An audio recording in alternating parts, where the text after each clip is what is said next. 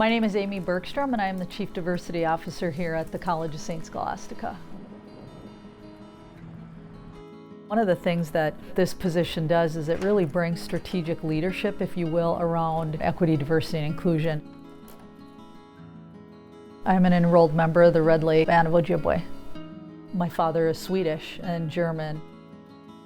When you're biracial, those identities can be in conflict with each other, and so that can create a challenge for people. But I think, what I've learned over the course of my lifetime is really just being comfortable in your own skin and finding a path that is centering, for you. And for me, that's who I am as an Ojibwe woman. It's my culture, it's my teachings, it's, my spirituality that informs, who I am as a person, but also informs my work. I don't leave my Native identity at the door when I come to work every day.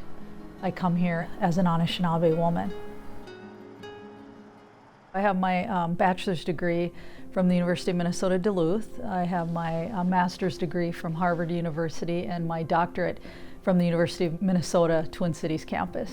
My bachelor's degree is in English, teaching English, so I, by training, was a middle school English language arts teacher. My master's degree is in education, and my doctorate is in educational policy and administration. I was a teacher out at the Fond du Lac Ojibwe School, which is where I started my career. And from there, I went to graduate school and got my master's degree. And when I returned home, I was hired as an instructor at the University of Minnesota Duluth. And it was there that I began my career teaching in higher ed and also overseeing Native teacher training programs, which were specifically focused on the recruitment, retention, and graduation of American Indian students to become teachers. As a Native student growing up with not really seeing Native teachers in my classrooms anyway, really recognizing the importance and the need for that. Having teachers of color, regardless, it doesn't just have a positive impact on those students of color, it has a positive impact on the entire classroom.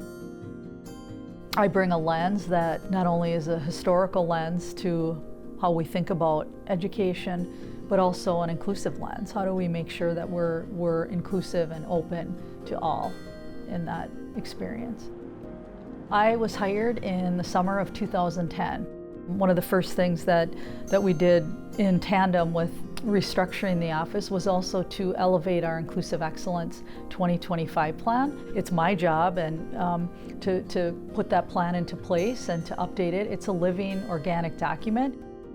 We've created a priorities document for our 2021 academic year. That was a list of 19 priorities that we came up with. 12 of those are completed. Some are easier, some are going to take more time. For example, we were able to update our Center for Just Living and our Intercultural Center. Definitely my, worldview is shaped by who I am as an Ojibwe woman, absolutely. And that informs the work I do today, the work I've done, in the past, and it'll continue to inform the work I do moving forward. To me, education was always equated with teaching.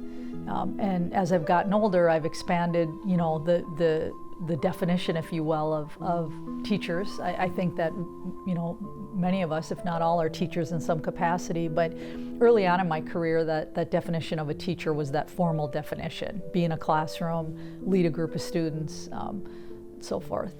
The work of the Office of Equity, Diversity, and Inclusion is personal for me. I was that student who needed those services in a predominantly white institution, absolutely, and it's because of those services that I succeeded, that I retained and graduated. I was blessed early on in my educational career to have mentors that looked like me, but also that didn't, that really came together, that supported me.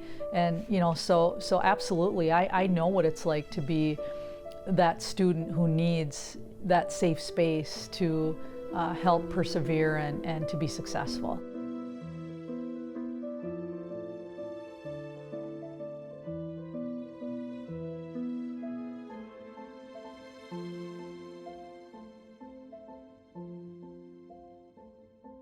Funding for Intersections is brought to you by the Arts and Cultural Heritage Fund and the citizens of Minnesota.